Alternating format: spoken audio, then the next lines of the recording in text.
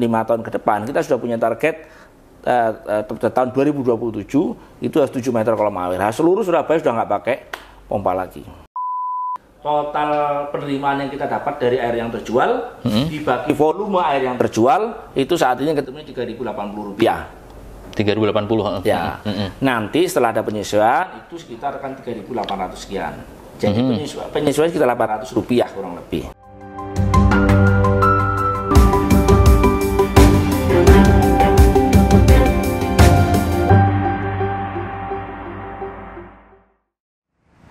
Baik para Tribuners, kali ini kita akan wawancara eksklusif dengan Direktur Utama PDAM Surya Sembada Surabaya, Bapak Arief Wisnu Cahyono. Ya, kita akan hadirkan langsung bagaimana ada rencana untuk menaikkan tarif. Kita akan wawancara.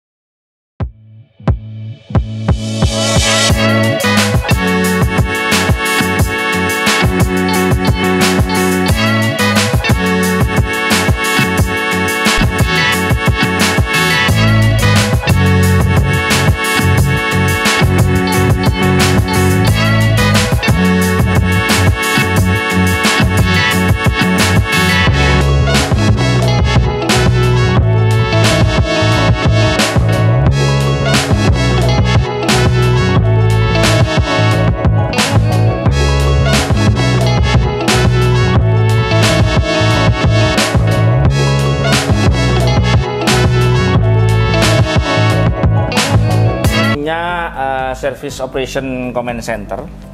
Jadi di sini kita bisa memonitor seluruh aktivitas-aktivitas mekanis gitu ya di sistem, di jaringan maupun di instalasi. Kalau kita lihat di atas ini adalah tekanan pompa di instalasi ya. Ini juga sistem di instalasi. Nah, kalau ini kita semua di jaringan ini. Ini saya lagi memonitor sama teman-teman Pak Bimo, sama Pak Iqbal. Pak Iqbal ini di GM TSI, Pak Bimo GM di hubungan pelanggan. Jadi kita monitor berapa nih tekanan-tekanan di jaringan. Ini kita masih punya 38 titik, tapi tahun depan per Januari kita sudah punya 200 lebih titik. Jadi kita ini berarti tekanannya di pipa ini ada 2,5 bar, ya. Kemudian ini ada 21,5 bar. Nah, ini kan di pipa-pipa besar. Berarti ini yang tergambar di lapangan ya ini? Ya. Jadi aliran air dengan tekanan air yang ada di dalam pipa tergambar di sini? Betul. Makanya kita bisa melihat nanti kalau semua titik sudah terpasang, kita akan pasang secara... ini kaitannya dengan pelanggan tentu ya? Ya, betul. Artinya ketika tiba-tiba di titik tadi yang hijau turun, sampai di bawah 0,2 bar, kita akan evaluasi apa yang terjadi di sana. Ya. Baik. Apakah ada kebocoran dan sebagainya, maka kita kirim petugas ke sana. Berarti kalau gitu tanpa nunggu orang lapor kita sebenarnya sudah tahu. Sebetulnya ya, tetapi kan tidak semua titik itu kita pasang ya. Kita hanya pada titik kritikal saja. Baik. Nah, tetap kebocoran yang tidak terlalu besar, tetap kita butuh support dari pelanggan untuk ada laporan itu. Ya. Jadi ini jaringan tergambar, terdeskripsi dan bahkan detail juga ada di sini. Coba Mbak, kita tunjukin data pelanggan. Ambil satu zoom lagi, zoom in, terus sampai kecil, terus sampai kita pengen tahu salah satu pelanggan. Coba tunjuk salah satu Mbak, terserah yang mana pelanggannya. Ini kan punya layer-layernya. Kita mau udah apa? Itu artinya semua data profil dari pelanggan ada di situ. Coba klik Mbak, satu Mbak. Coba. Belum keluar linknya. Nah, coba nih. Ini namanya siapa, alamatnya di mana.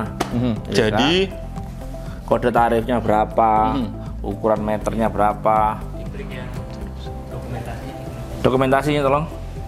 Ini waktu TSP-nya dulu kita sudah digitalisasi. Ini waktu dia masang dokumennya, waktu dia masang RAB-nya. Jadi kalau ini pasang tahun 2001. Jadi database pelanggan udah sangat komplit namanya detail betul ya. Detail betul. Ya, ini adalah ruangan Service and Operation Command Center.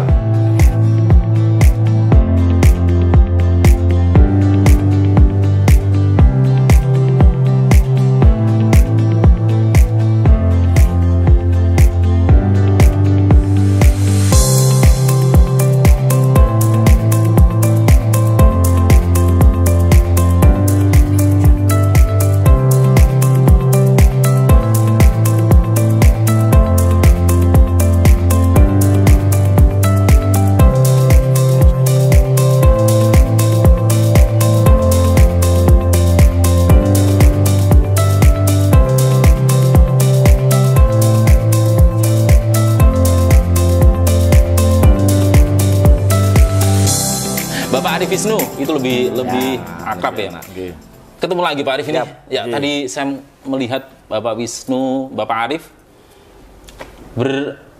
ngobrol itu, kita ini adalah layanan yang paling ini ya, bisa menggambarkan bagaimana kondisi real di lapangan itu ya. Ya. Jadi kita punya Service Operation Command Center ini tahun 2020. Udah 20. Sebelumnya kalau soal digitalisasi kita sebetulnya sudah mulai mungkin 10 tahun yang lalu gitu ya.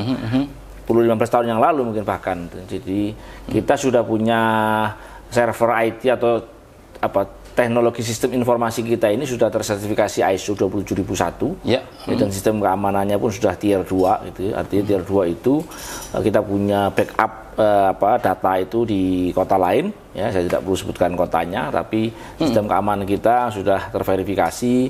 Kemudian juga kita sudah cek terhadap serangan hacker ya, kita sudah kerjasama dengan BSSN. Kemarin dilakukan selama 5 hari ITSA ya, Information Technology IT Service Safety Assessment ya, keamanan assessment terhadap keamanan sistem IT kita. Jadi ini adalah seluruh digitalisasi ya. Jadi PDM ada di sini. Data seluruh pelanggan kita, data sistem di unit pengolahan produksi, kemudian terutama di distribusi, kita punya data pelanggan 600.000 pelanggan lebih itu sudah punya kita sudah punya datanya di sini, mulai dari alamatnya, kelompoknya berapa, NCUP-nya berapa, ya, kemudian pipa di depan rumahnya tekanannya berapa, ukurannya berapa.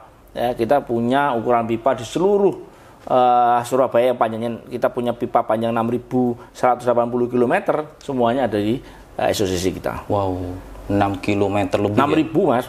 6 kilo.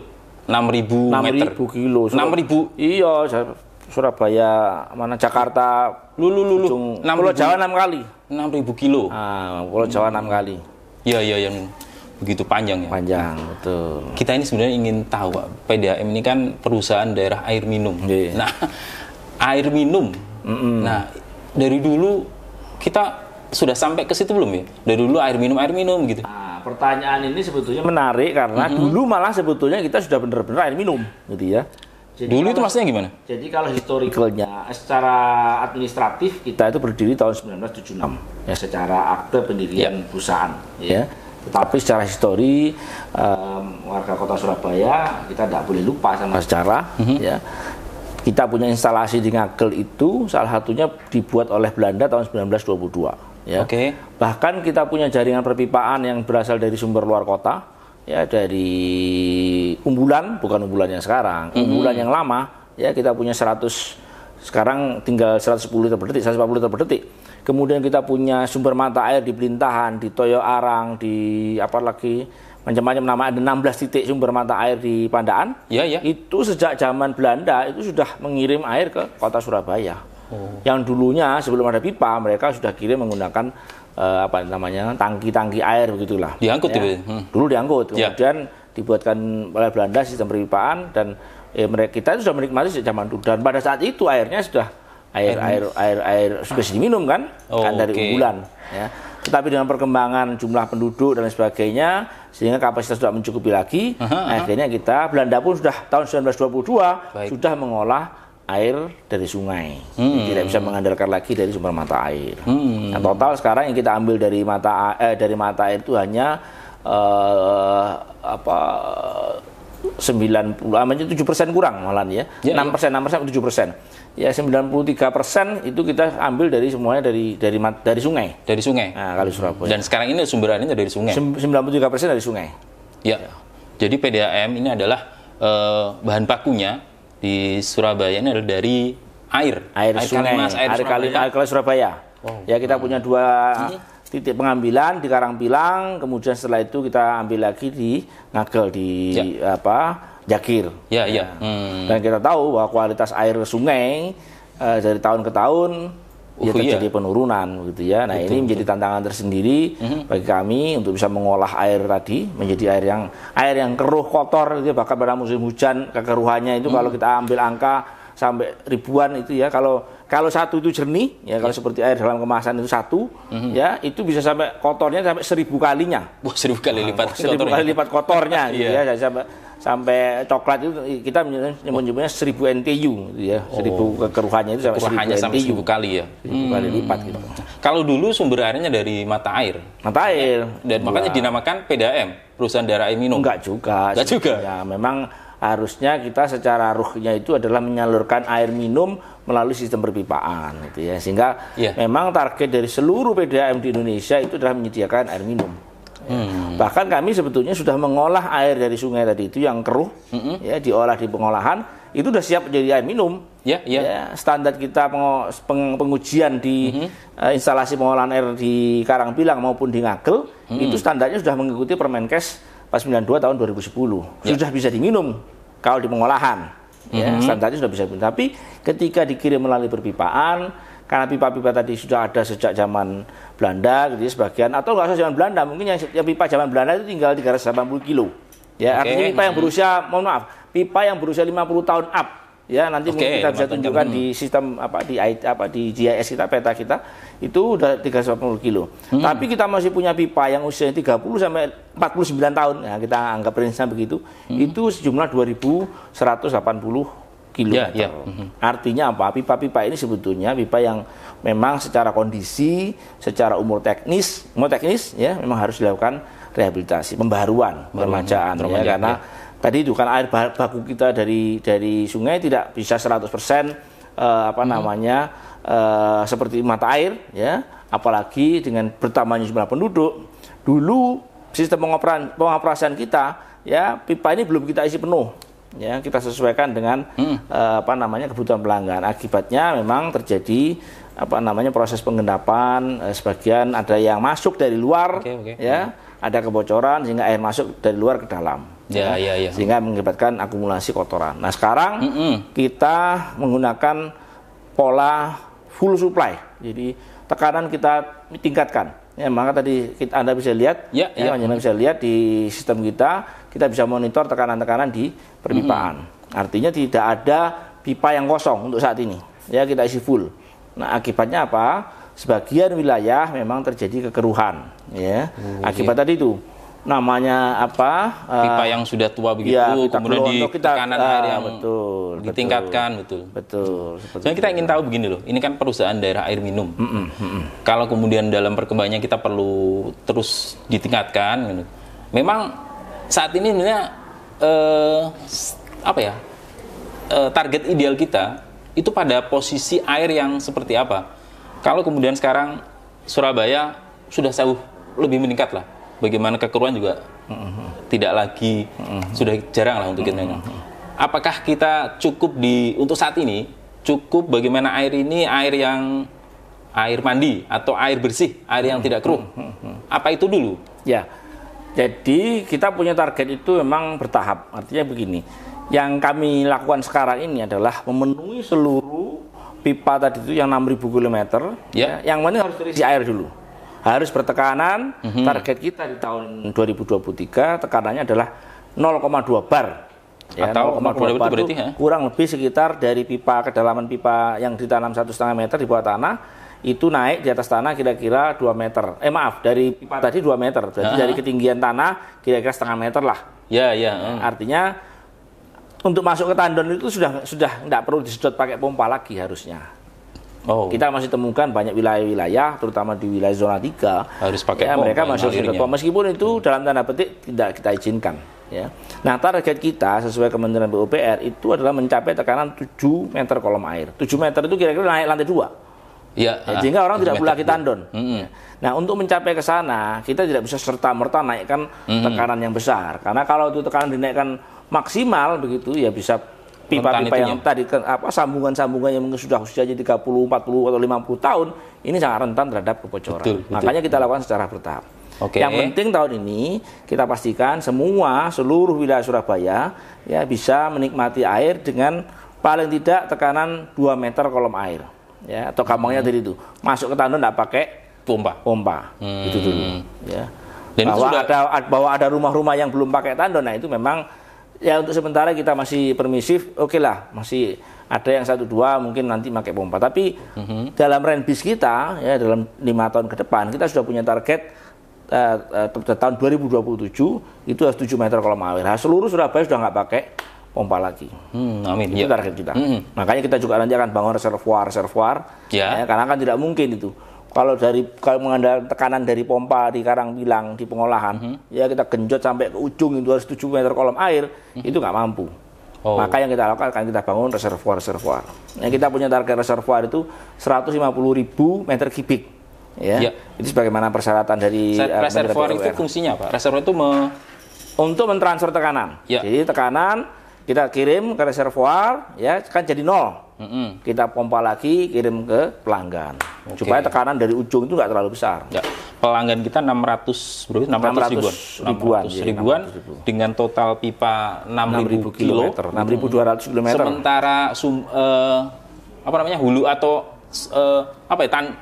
istilahnya pusat air PDAM hanya di dua itu. Jadi Partai Binus dua tempat aja pengolahan airnya itu ada di Ngagel dan Karangpilang. Betul. Jadi itu adalah sumber atau mata air PDAM punjernya betul.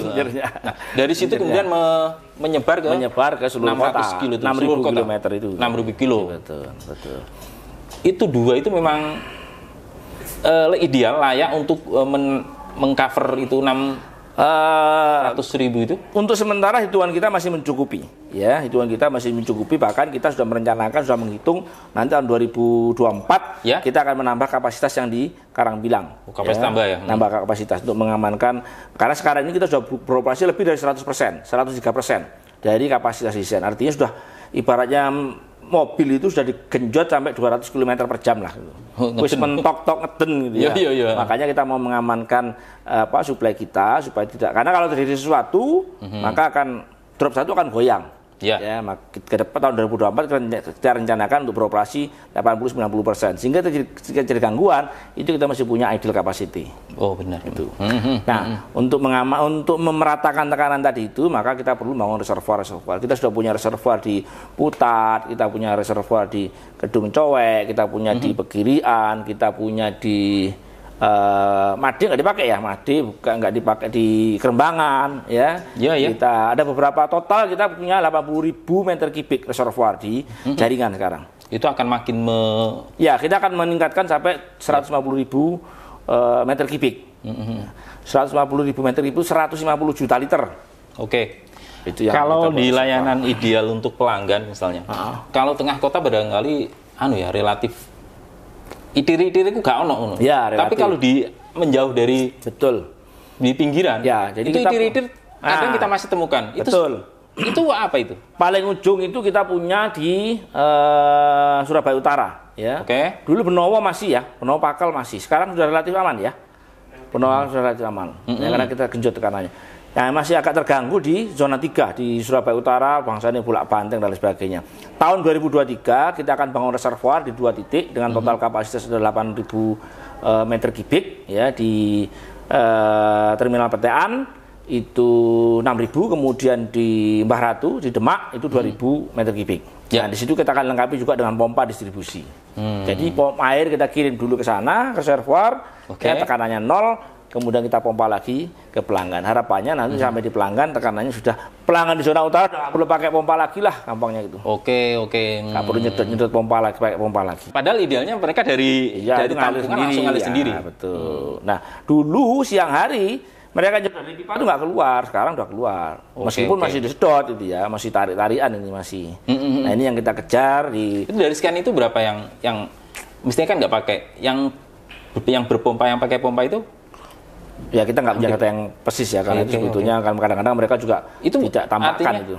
Karena itu ya dalam tanda petik tidak diizinkan. Oke. Tapi itu kan ya, artinya keinginan mereka sendiri. Oh iya, karena tadi itu karena tidak keluar.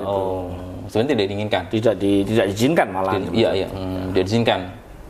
Tapi bagaimana kita ini harus sementara ini masih permisif lah, masih kita istilahnya 23 digenjot gitu ya. 23 kita genjot, makanya dengan target kita Agustus itu sudah punya rumah pompa ya, rumah tandon di Petean dan di Demak. Itu tujuannya adalah untuk mengamankan suplai di zona 3 tadi.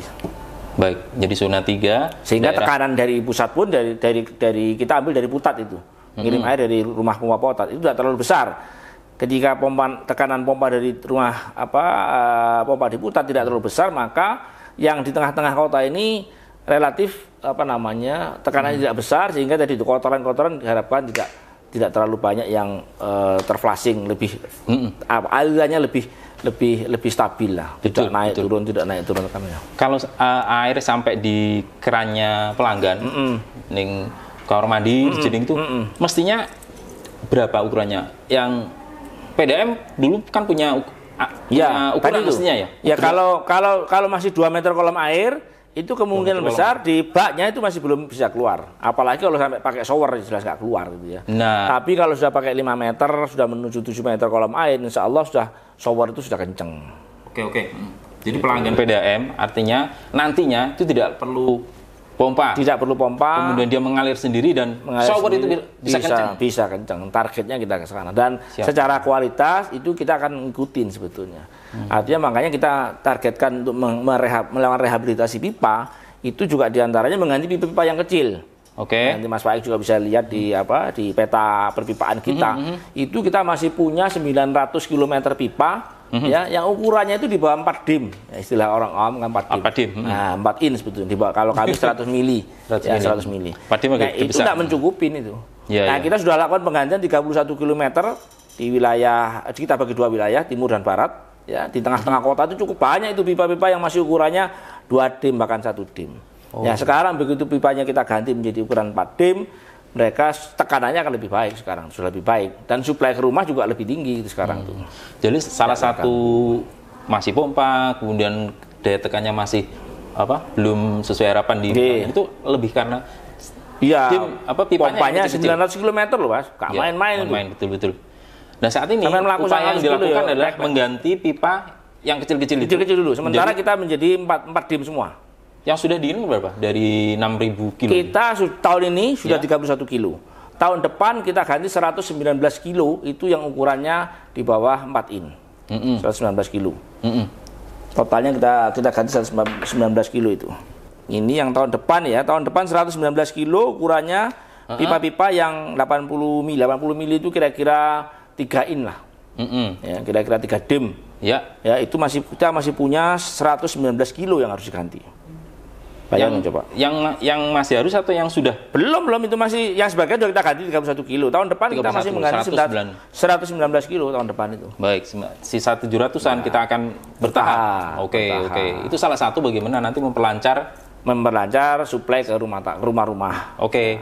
Karena itu pipa-pipa tersier semua, pipa yang di depan di jalan di depan rumah. Tapi kalau soal kejernihan air kita jamin ya? Itu akan mengikuti. Ya, secara bertahap akan mengikuti ya, karena dengan penggantian menjadi pipa-pipa baru, nah pipa-pipa yang lama yang kita banyak contohnya, pipa yang kita angkat yang kita ganti itu memang kondisi di dalamnya memang kotor. Kemarin saya sendiri menemukan, kebetulan saya lewat di Jalan Panglima Sudirman, teman-teman sedang melakukan pekerjaan perbaikan akibat dampak pokalvert, ya kita temukan tuh pipa yang tidak tergambar di sini karena kebetulan memang tidak seluruhnya, tapi saya kira kita sudah 90% akurat ya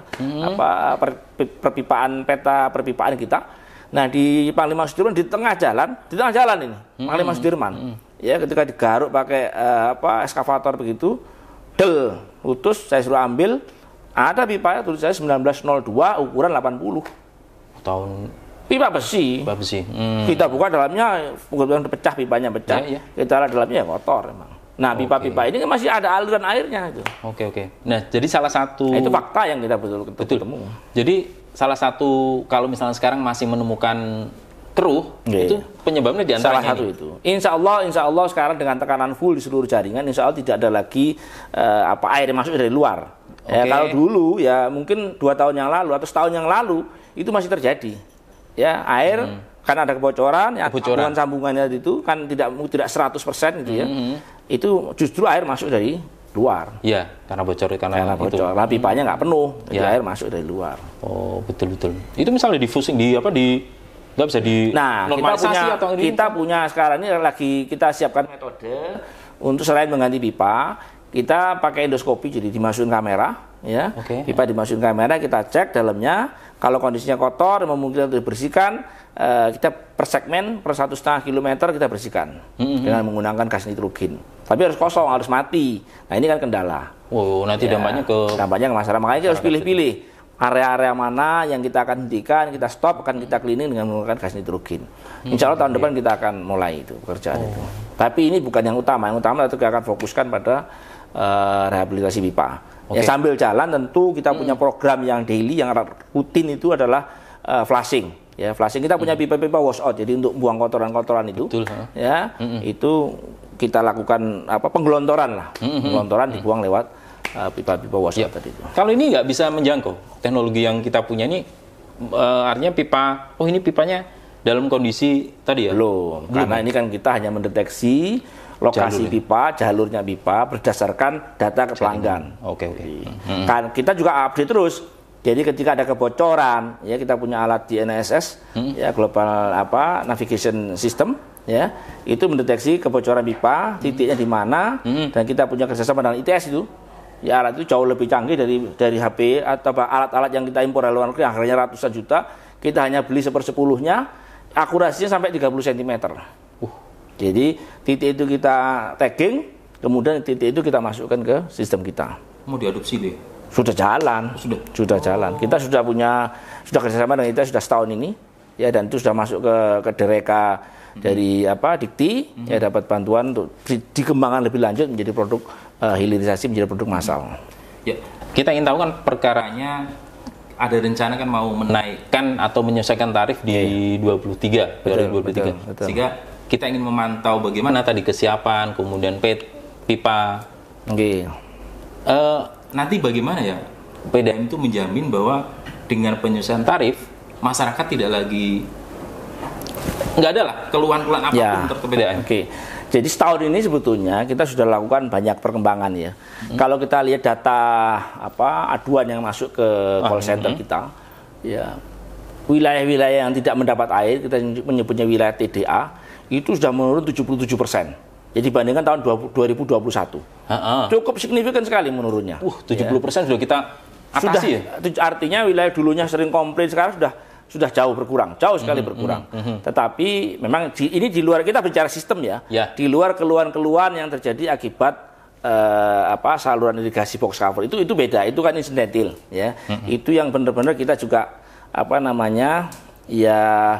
itu benar-benar jungkir balik akrobat ya, pekerjaan akrobat. Apalagi kan target mereka kan 15 Desember harus selesai itu seluruh saluran. Semakin mendekati 15 Desember semakin akrobat ini. Mulai dari perbaikan sampai pengiriman air tangki air itu akrobat betul. Nah itu bukan sistem. Tapi yang sistem ya kita sudah lakukan perbaikan, sudah terjadi penurunan keluhan terhadap wilayah tidak dapat air sampai 77%. Tidak dapat air. Kebocoran turun 30%. Kebocoran meningkat 35%. Karena tadi dampak dari kita besarkan tekanan, kita besarkan suplainya. Kekeruan juga meningkat lumayan, meningkatnya hampir 2 kali lipat aduan keruhan. Ya, itu dampak yang tadi itu. Kita harus ambil pilihan. Kita ambil pilihan suplai air full, ya, tapi ada dampak keruhan. Konsekuensinya air mungkin akan jadi keruh, mungkin terjadi sebagian kebocoran meningkat, tapi kita akan atasi dengan frekuensi flushing tadi lebih sering. Tentu kita harapkan laporan-laporan dari masyarakat titik-titik mana yang keruh, maka kita akan lakukan mengirim petugas ya, meskipun malam hari kita akan kirim. Minimal untuk bisa melakukan flushing. Tahun depan kita sudah siagakan untuk servis di lapangan 24 jam. Jadi petugas yang on call bertugas di lapangan 24 jam. Jadi kalau sekarang masih menemukan tadi ada keruhan, itu karena kita sedang meningkatkan daya. Daya suplai kita tingkatkan sekarang. Jadi tapi itu memang dimaklumi demi kepentingan yang jauh lebih. Betul, artinya kita berharap tadi itu kata pilihan, sebagian wilayah akan tidak dapat air ya, dengan sebagian wilayah airnya tenang-tenang aja, kekeruhan tidak banyak begitu ya. Atau kita ratain dulu nih sekarang. Maka kita ambil kebijakan, kita ratakan semua di seluruh wilayah Surabaya. Minimal kita punya target 2 meter kolom air tadi di seluruh Surabaya. Jadi Banter rodok keruh tapi sesaat ya? Setelahnya akan jernih lagi? Betul, karena keruh itu saat nanti kita begitu petugas kita datang, langsung flushing, dia akan bersih. Jamin itu? Ya, sudah banyak terjadi. Salah satunya terjadi di Yos Sudarso kemarin. Di tempatnya teman-teman parlemen. Itu kami dilapori, Pak kalau pagi kok keruh ya, harus kita kirim. Begitu kita flushing ya kotor memang. Tapi setelah itu jernih. Nah ini yang kita, masyarakat ini tahu bagaimana nanti tarif itu berapa sih sebenarnya? Tarif itu, jadi sebetulnya kalau kita bicara tarif itu bukan hanya masalah Surabaya.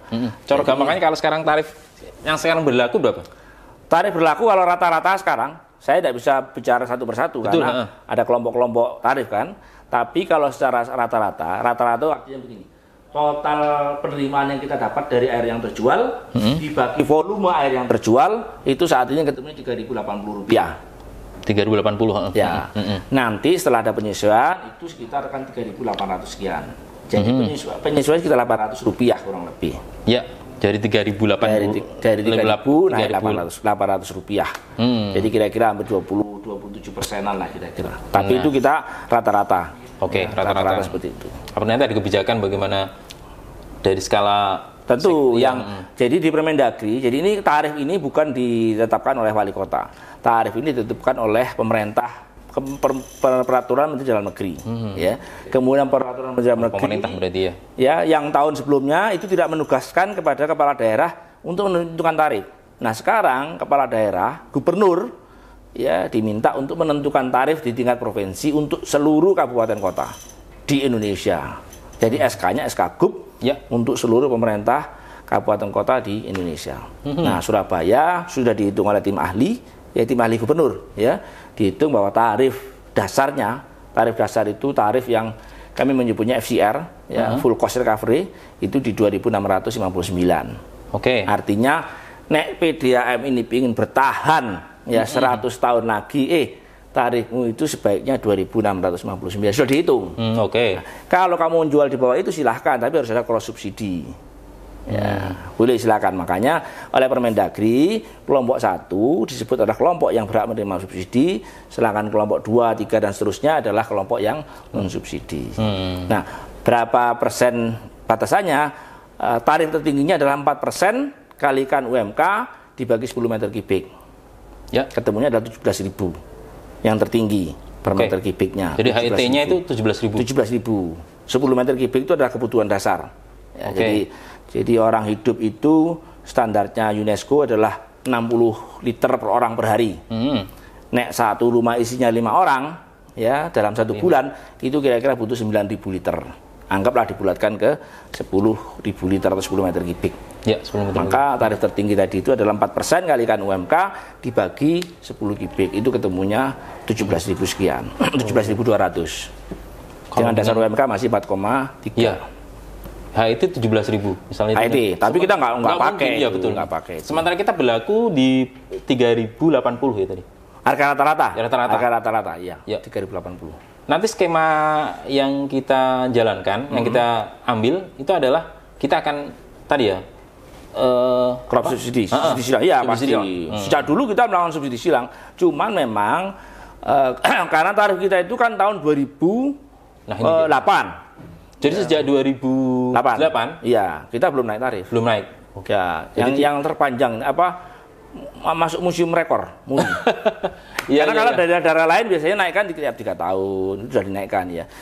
Surabaya ini termasuk yang paling rekor paling lama. 8 ke 22. Iya, 17 tahun. Hampir 15 tahun ya kali ya. 15 tahun.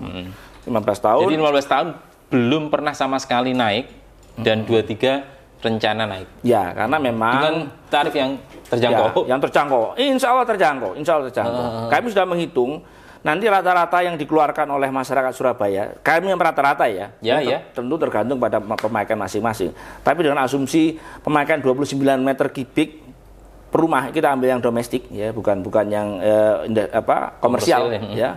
Itu 29 meter kubik itu akan ada di angkanya kalau 29 kalikan anggaplah 3.800, anggaplah kalikan 4.000, berarti kan sekitar 120.000. Jadi nanti kalau memakainya itu di 30 meter kubik, ya 30 meter kubik per rumah tangga, per rumah, ya 30.000 liter loh ini, bukan 30 kubik, 30 liter langsung wakai. Itu biayanya akan sekitar 120 ribuan. Rata-rata. Ya, tapi itu masyarakat itu keluarga yang relatif. Itu sudah harga skor subsidi.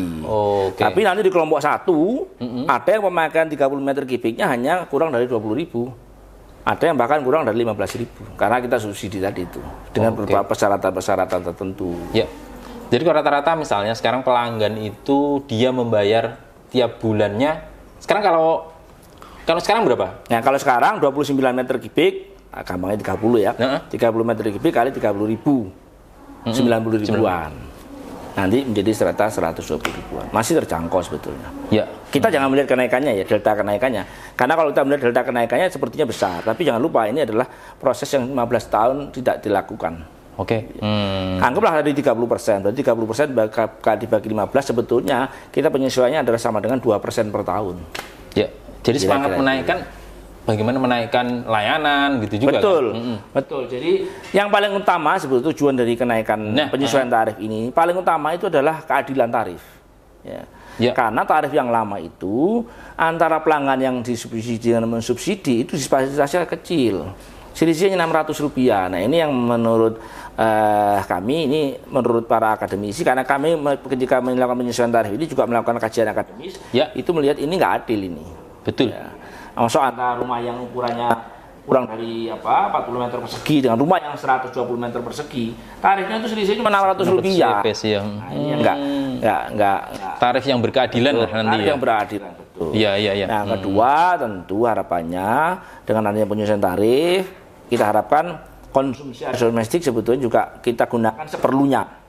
Nah ini juga penting. Tapi seperlunya seperti apa ini saya juga masih relatif. Ya kan masih relatif. Iya. Karena kota besar itu memang standarnya antara 150 liter per orang per hari sampai 200 liter per orang per hari, antara 22,5 meter kubik sampai 30 meter kubik per bulan. Kalau satu rumah 5 jiwa. 5 jiwa.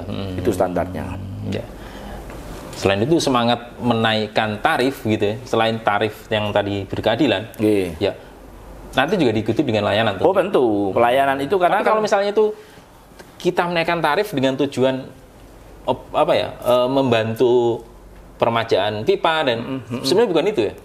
Ya itu tanpa kenaikan tarif itu sudah menjadi kewajiban kita. Gitu ya. Nah, tetapi kembali lagi dengan tarif yang sekarang yang berlaku sebelum ada penyesuaian ini tentu kan nafasnya akan terbatas. Ya. Untuk mengganti 900 km, kita belum ngomong yang 6.000 km. Betul. Kita baru ngomong yang 900 km saja. Ya. Yang ngos-ngosan ya. Yang ngos-ngosan. Nah ini yang kita memang perlu semangat kebersamaan untuk bahwa PDAM ini sebetulnya kan bukan sekedar entitas yang mengejar laba. Ya, perusahaan ini kan PDAM adalah entitas yang artinya kita perusahaan pelayanan yang memberikan kebutuhan dasar, kebutuhan air bersih, atau mungkin air minum nantinya, di setiap masyarakat. Artinya perusahaan pelayanan. Pelayanan, betul. Jadi yang kita lebih menekankan pada keadilan tarif tadi itu. Paling utama adalah sebetulnya tarif yang berkeadilan. Paling utama. Ya. Dan memang satu hal kewajaran sudah 15 tahun, ya kita perlu meninjau lagi. Ya karena biaya-biaya tentu akan semakin, kita bilang tidak usah rehabilitasi tapi kita bicara biaya listrik naik, kemudian biaya bahan kimia naik, kualitas air baku menurun, begitu ya. Air baku saja juga ada penyesuaian, jadi air baku juga naik nih harganya ini. Betul. Kita otomatis juga lakukan penyesuaian. Harga biaya-biaya tadi sudah normal lah. Nilai nominal, nilai rupiah itu juga berkurang. Sebetulnya kami direksi ya, jajaran direksi terutama, kami itu kan hanya periodisasinya 4 tahun ya. Kalau sudah menjadi perusahaan daerah air minum 5 tahun. Ya kalau kami nggak melakukan apa-apapun ya, artinya tidak melakukan peremajaan pipa yang paling ekstrim tadi itu biayanya, kami diem-diem saja, masyarakat terlayani kok. Air bersih itu masuk ke rumah-rumah. Tapi kan kita harus meletakkan dasar ke depan ini seperti apa. Nah, ini yang kita juga perlu pikirkan. Yang berpikir ke depan lah ya, tidak hanya sesaat geradakan. Kalau hanya untuk 4 tahun kita mau melayani dengan baik bisa ya. Betul. Oke. Artinya kita kan nggak bisa berpikir saat ini saja. Tapi kita juga perlu berpikir air ini kan bukan untuk sebetulnya air yang kita nikmati sekarang ini kan bukan air milik kita, air milik anak cucu. Kita harus memikirkan berkelanjutan supaya anak cucu nantinya itu juga nggak terbebani terlalu berat gitu ya. Oke. Nah, kalau itu nanti kita sudah sesuai impian gitu, ya lancar, ya bersih, ya semuanya. Nah, kita ingin tahu kemarin itu kan sempat rame ya di Dewan bagaimana perumahan-perumahan elit ternyata ya belum mau belum mau mengambil air dari kita. Ya memang nggak salah mereka ya. Ya tidak bisa kita salahkan 100% ya, karena pada waktu itu mungkin kalau yang saya tahu salah satu perumahan developer besar di barat itu kan tahun 1990-an. Pada waktu itu kita masih belum punya Karangpilang 3 insya Allah. Jadi kita belum mampu mensuplai kebutuhan ke sana. Tapi sekarang untuk wilayah barat itu sudah sangat tercukupi ya. Sudah sangat berlebih insya Allah. Artinya tercukupi untuk wilayah apa untuk masyarakat wilayah mereka? Kenapa? Wilayah. Kita wilayah barat ya, wilayah barat. Ya itu sudah tercukupi. Setelah semenjak Karangpilang 3 itu tahun 2010 kalau nggak salah, 2010 betul. Itu kapasitas 2000 liter per detik. Itu kita punya pipa besar. Kalau Bapak jangan lihat di tengah-tengahnya Geraha Family itu ada pipa gede. Ya itu artinya jaringan sebelah barat itu sudah terlayani sejak tahun itu. Ya. Ketambahan lagi sekarang itu kami mendapat penugasan dalam tanda petik harus menyerap air umbulan. Proyek strategis nasional ya. Dari 4.000 liter per detik kami kebagian 750 liter per detik dan sudah kita serap 100% sekarang ini. Hanya memang airnya kualitasnya tinggi. Kualitasnya air sumber air mata air yang sudah tidak perlu lagi pengolahan gitu ya, sudah bisa langsung diminum bahkan. Tetapi tentu karena harga beli kami itu juga tinggi, harga belinya lebih tinggi daripada harga kita ngolah sendiri loh ya. Betul, Nah, otomatis kan kita kepinginnya menjual kepada masyarakat yang kemampuan juga lebih tinggi kan begitu. Tapi faktanya memang sekarang masih banyak perumahan-perumahan, developer-developer yang dulu masih punya pengolahan mandiri gitu ya. Nah, mereka masih tarik ulur. Sudah sebagian besar, baru mungkin hanya sekitar berapa ya, hanya 20-30%, enggak ada 30%, hanya 30 liter per detik dari 750 itu berapa itu? Piro Pak? 4% kali ya? 4%. Ya, 4% masih kecil sekali, ya masih kecil sekali. 6% lah, 6% kurang lah. Ya. Ini berarti kita harus, kita mau pengen ngambil mereka enggak? Iya dong, tentu. Karena kan secara kemampuan mereka memang lebih baik. Jadi harganya juga lebih lebih make sense sehingga misalnya tawarannya, misalnya kalau mereka harganya barangkali berapa gitu, kita bisa di bawahnya dan jaminan. Iya, kalau dibilang lebih murah dari yang mereka olah sendiri tentu nggak bisa. Karena kan kualitas jauh lebih baik gitu ya. Kualitas baik. Saya tidak tahu mereka menjual dengan pipa mandiri, mereka mengolah berapa, menjual berapa, saya nggak ikuti itu kan mereka lah. Tapi kita tawarkan dengan harga yang kita sudah punya hitung-hitungan yang itu mestinya masih terjangkau. Ya. Kemudian yang paling penting lagi sekarang ini air tadi itu sementara belum bisa terkonsumsi oleh pelanggan-pelanggan yang di wilayah barat di perumahan-perumahan tadi, kita kirim ke jaringan kita campur sama produksi dari yang air baku air sungai tadi itu. Nah, ini barangkali percakapan terakhir kita adalah kembali ke Hitoh PDAM, perusahaan air minum. Tantangan menurut saya ya, tantangan paling real di depan mata itu kan kita itu air kemasan, nggak sama kemasan lah, air isi ulang. Mestinya itu PDAM ngambil itu aja bisa nggak ya kira-kira? Bisa, tetapi tentu itu secara porsi bisnis tentu kecil ya. Kami sudah merencanakan tahun depan punya unit bisnis air minum dalam kemasan. Ya. Tapi kalau kita kapasitasnya 5.000 liter per jam, 5.000 liter per 5 kubik per jam itu per detiknya cuma berapa itu? Nggak ada 1 liter, cuma 2 liter per detik, nggak ada apa-apanya. Tapi untuk suplai untuk sebuah kapasitas produksi AFDK itu sudah cukup besar. Ya, kami juga merencanakan membuat depo-depo air minum isi ulang, ya, bekerjasama dengan RT RW misalnya, kelompok-kelompok masyarakat, swadaya masyarakat, kita akan suplai airnya dari air baku umbulan. Air baku yang memang kualitasnya sudah terjamin lah. Artinya kalau berkompetisi dengan air isi ulang yang air bakunya sekarang dari Pandaan, insya Allah kita equal lah gitu ya. Sebagai air bakunya. Mudah-mudahan dengan depo-depo isi ulang ini selain sebagai unit bisnis maupun meskipun secara pendapatan tidak signifikan, tetapi itu akan membantu kelompok-kelompok masyarakat untuk bisa meningkatkan pendapatan. Tapi setidaknya kan bagaimana tadi mengembalikan tadi bagaimana kita kan core-nya di situ. Betul. Ada lagi sebetulnya kemarin ada ide dari kawan parlemen yang mungkin sempat berkunjung ke instalasi ngagel kita, sakjane nek masyarakat itu bisa membuat filter yang sederhana saja gitu ya. Air yang dari tandon tadi difilter itu sudah relatif akan bersih sepanjang waktu. Saya sendiri di rumah sudah lama pakai filter itu. Filter mandiri. Jadi kan murah, sebetulnya murah banget sih itu. Kita bisa buat sendiri juga dari pipa Pralon sudah bisa juga. Ya, artinya ada ide bagaimana masyarakat juga ikut nimbrung untuk di situ. Betul. Kita juga sedang memikirkan, tapi ini masih wacana bagaimana kita memberikan servis yang lebih baik ya. Misalnya ada pengurasan tandon misalnya sebagai bagian dari servis, ya apakah itu berbiaya murah atau bagaimana, kita sedang pikirkan. Itu sebagai salah satu tambahan layanan. Kalau dalam hal digitalisasi, insya Allah kita sudah advance ya.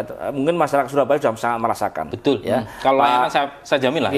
Pak Iqbal ya, GM IT kita itu sudah menyiapkan aplikasi versi terbaru, ya, di mana masyarakat nanti bisa mencatat meternya sendiri di situ, bisa membayar langsung di situ tanpa harus keluar dari aplikasi.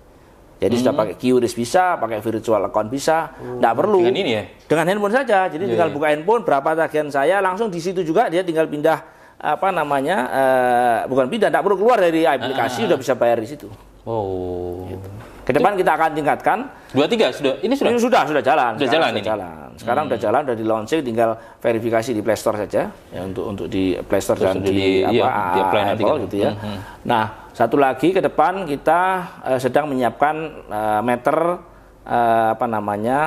smart meter. Jadi kita akan utamakan pelanggan-pelanggan besar dulu karena memang investasinya cukup besar. Jadi pelanggan-pelanggan besar nanti pembacaannya itu bisa tiap hari. Pemakaian air di tempat dia hari itu berapa itu akan ketahuan. Nah, ini kita akan lakukan di sekitar 200 pelanggan dulu. Ya, ke depan karena investasi besar, kita nanti punya cita-cita setiap rumah tangga itu meternya sudah meter smart, sudah ada IT-nya. Ya, jadi pelanggan paling tidak kita targetkan pembacaan meter itu sudah akurasinya jauh lebih baik. Presisi betul karena akurasinya memang menggunakan kita ultramagnetik atau ultrasonik ya, sehingga sangat akurat, sehingga berapa yang dipakai pelanggan itu yang dibayar. Dan masyarakat tahu, kemudian rupiahnya keluar. Betul, tren pemakaiannya dia akan tahu. Betul. Terekam. Jika kalau ada kebocoran dia juga langsung segera tahu. Terakhir ini kan Ngagel kan sudah ada semacam pilot project ya? Yang sudah minum itu? ZAM. Ya, kita punya zona air minum 5 di Ngagel Rejo. Kapasitas masih untuk 400 rumah. Ya, itu sudah bisa langsung diminum. Sekarang gimana? Kondisinya masih jalan. Sudah bisa diminum begitu? Sudah bisa diminum. Cuman memang secara harga kita menjualnya 11.000 per 10.000 liter. Jadi 11.000 dibagi 1.000 11 rupiah per liter. 11 rupiah loh Mas, per liter. Iya. Murah banget. Ya. Tapi kan kita tidak bisa memperbesar kapasitas karena keterjangkauan. Ada berapa keluarga di situ? Ada 400 kakak yang teraliri, tapi yang memanfaatkan baru separuh. Baru 50%-nya. Ini mestinya harus ditingkatkan lagi, dioptimalisasikan begitu. Tapi kembali lagi memang kebutuhan minum itu kan kecil. Ya, kebutuhan yang besar itu sebetulnya kan untuk MCK. Ya, untuk siram-siram, untuk mandinya mobil, untuk mandinya motor, itu kan lebih banyak gitu ya. Untuk nyiram tanaman itu yang lebih besar. Gitu. Kalau minum sebetulnya kan kebutuhan orang itu kan hanya 2 liter per hari. Ya, kalau orang satu rumah 5 orang hanya 10 liter lah per hari, nggak besar itu. Iya. Tapi tidak terus kemudian kita tidak bermain di situ maksudnya. Iya, justru target kita tidak ingin menjual air yang berkualitas bagus tadi yang dengan harga yang lebih tinggi, harusnya tidak begitu. Artinya air yang kita kirimkan ke rumah pelanggan itu sebetulnya sudah siap diminum. Baik. Sebetulnya dengan sekarang kalau pelanggan berkenan ya memasang filter begitu, ya kemudian apalagi ada yang menambah unit pengolah air, RO atau apapun lah namanya, ya sudah bisa langsung diminum sebetulnya. Sudah bisa. Sudah bisa. Tapi kalau sudah kemudian, tapi kan harus nambah alat harus investasi pelanggan harus nambah gitu ya. Nah ini yang kita tentu tidak bisa memaksa mereka. Tapi kalau tipe pelanggan mau melakukan sebetulnya ya kita sudah memenuhi syarat itu. Dengan sistem kolam. Ini kan hanya menghilangkan kekeruan aja dulu sebetulnya. Yang itu bisa dilakukan dengan filterisasi itu di rumah. Walaupun itu sumber airnya dari kali itu sebenarnya nggak pengaruh ya? Enggak, karena kami masih melihat kami akan detail ya. Jadi kami cek itu seluruh parameter yang dipersyaratkan oleh Permenkes itu kita cek secara detail. Insya Allah masih aman air minum. Siap. Masih aman. Baik, kita menatap 23 dengan layanan baru, dengan tarif baru, dan dijamin dengan kualitas layanan terbaik. Ya, insya Allah. Kami punya tagline HUT kita 24 November kemarin, ulang tahun kita yang 46. Kita punya temanya bergerak lebih cepat, melayani lebih baik. Oh, melayani lebih Insya baik. Allah ini kita akan bergerak lebih cepat di tahun 2023. 2000 kita juga punya goals 2023, kita declare 2023 semua terlayani. Oke, 600.000 pelanggan. Iya. 23 akan sampai berapa itu? Target kita di 2023 615, antara kita masih sesuaikan data BPS. Kami tahun depan akan melakukan survei, ya, survei berapa sih sebetulnya total pelanggan kita. Ya. Nah ini kan karena sekarang data antara data kependudukan sama data kami itu masih ada perbedaan. Jadi kita akan mau sesuaikan ya realnya berapa. Kita akan lakukan survei yang real di 600.000 pelanggan lebih. Termasuk namanya. Untuk sekarang mohon maaf aja, nama pelanggan sama nomor HP-nya itu masih nggak cocok. Padahal itu sangat kita perlukan untuk apa? Notifikasi. Jadi kalau pelanggan nanti sudah download aplikasi, kapan dia waktunya bayar, nggak usah kita inginkan kalau dia download ada notifikasi di aplikasi seperti yang marketplace itu. Iya benar. Waktunya belanja 11 bulan 11. Nah, nanti kita juga kan begitu, tagihanmu sekian. Ya, oke. Tapi kita butuh data detail nomor HP paling enggak untuk komunikasi informasi tadi itu. Baik, nggih. Oke. Senang sekali ngobrol panjang lebar detail begitu ya. Oke, kita harus sudahi. Ya, senang sekali Pak Dirut bisa ngobrol bersama Tribuners. Lain waktu kita akan ketemu lagi bersama dengan suasana dan tokoh yang lain. Terima kasih. Nggih, matur nuwun. Sukses selalu. Nggih, matur nuwun.